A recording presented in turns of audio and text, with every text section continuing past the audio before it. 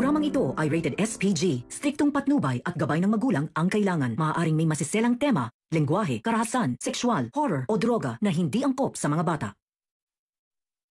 Sa pag-ibig at lihim na pagtataksil, mga kaganapan sa Shining Inheritance. Isang napakahalagang sandali ang naudlot kay Yuan. Matapos ang ilang linggong pag-aalinlangan, handa na siyang ipagtapat kay Ina ang kanyang nararamdaman. Buo na ang kanyang desisyon na ipaalam kay Ina ang lahat, pati na ang lihim na pagbabayad niya sa operasyon ni Nono. Nahalabis niyang pinagtulungan at pinaghirapan, ngunit isang masakit na tanawin ang nagpatigil sa kanyang plano. Habang papalapit siya kay Ina, nakita niyang magkasama at magkayakap si Ina at si Francis sa isang sulok nitong ospital. Ang nakitang matinding koneksyon sa pagitan ng dalawa ay parang tinaga sa kanyang dibdib. Hindi niya akalain na ang taong matagal na niyang minahal na pinipilit niyang tulungan at pangalagaan ay magpapakita ng ganitong uri ng relasyon kay Francis. Sa isang saglit, isang matinding selos ang bumangon sa kanyang puso at naglaho ang lahat ng kanyang lakas at tapang upang ipagtapat ang kanyang nararamdaman. Mabilis na pumasok sa kanyang isipan ang mga hindi kanais-nais na katanungan. Baka hindi ako sapat para kay Ina. Baka nga si Francis na ang gusto niya, kaya't napagdesisyonan niyang itigil na ang lahat ng plano niyang ipagtapat ang nararamdaman kay Ina at magpanggap na hindi siya apektado. Si Ina, sa kabila ng lahat ng nangyayari sa kanyang buhay, ay patuloy na nagpapakita ng pasasalamat kay Francis. Iniisip niyang si Francis ang tumulong sa kanilang magkapatid, kaya't nararapat lamang na magpasalamat siya rito.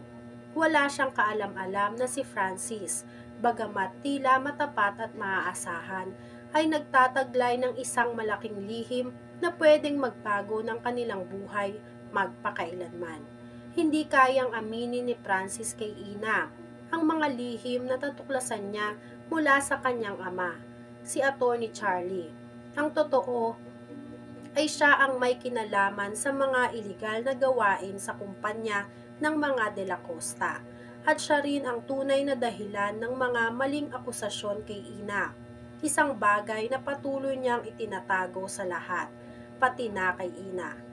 Habang tinutulungan ni Francis si Ina, patuloy ang kanyang pakiramdam ng guilty. Hindi na niya kayang ipagpatuloy ang mga kasinungalingan, pati na rin ang lihim ng kanyang ama. Ngunit natatakot siyang mawalan ng tiwala si Ina sa kanya. Kaya sa halip na aminin ang lahat, nagpasya siyang mag-alok ng trabaho kay Ina sa kanilang coffee shop. Isang maliit na negosyo na nagsisilbing pagkakataon para kay Francis na mapalapit pa kay Ina. Wala na siyang ibang magagawa kundi ito, dahil alam niyang kailangan ni Ina ng tulong upang matustusan ang pangangailangan ng kanyang kapatid na si Nono. Ngunit sa kabila ng kabutihang loob na ipinapakita ni Francis, nagdadalawang isip pa rin si Ina.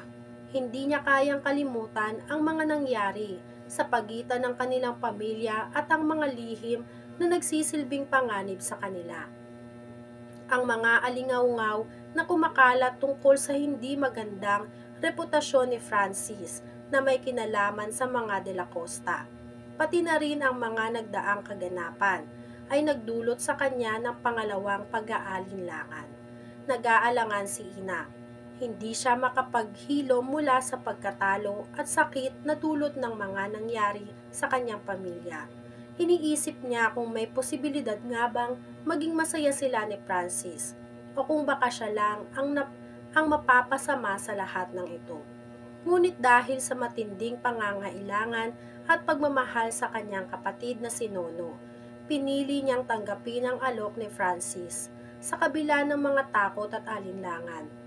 Minahal pa rin niya si Nono at ginugol ang lahat ng kanyang lakas upang matulungan siya.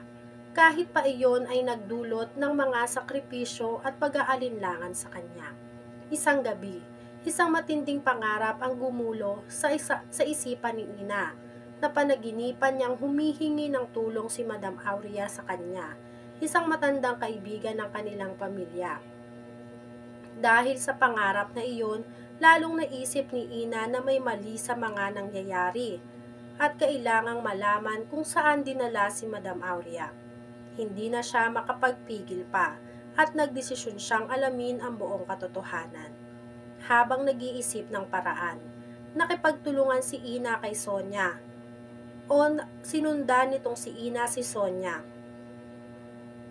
ang nanay nitong si Joanna at Yuan, upang matuklasan ang lugar kung saan maaaring dinala si Madam Aurea.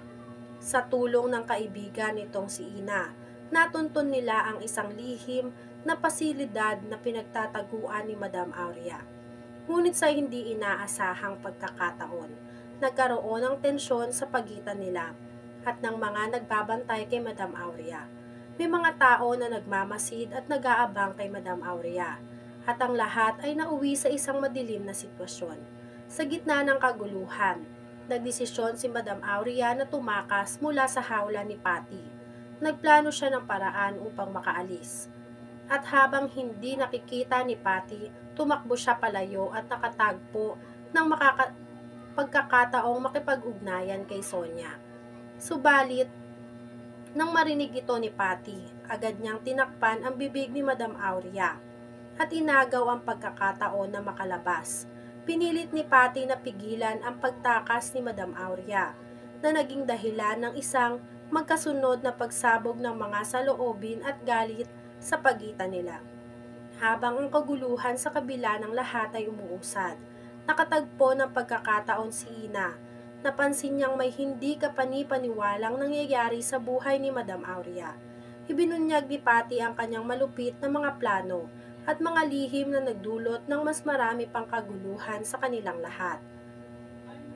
Sa huli, si Joanna na nag-aakalang tapat ang lahat ay naisantabi ang katotohanan dahil sa mga kasinungalingan at pagpanipula ng mga tao sa kanyang paligid.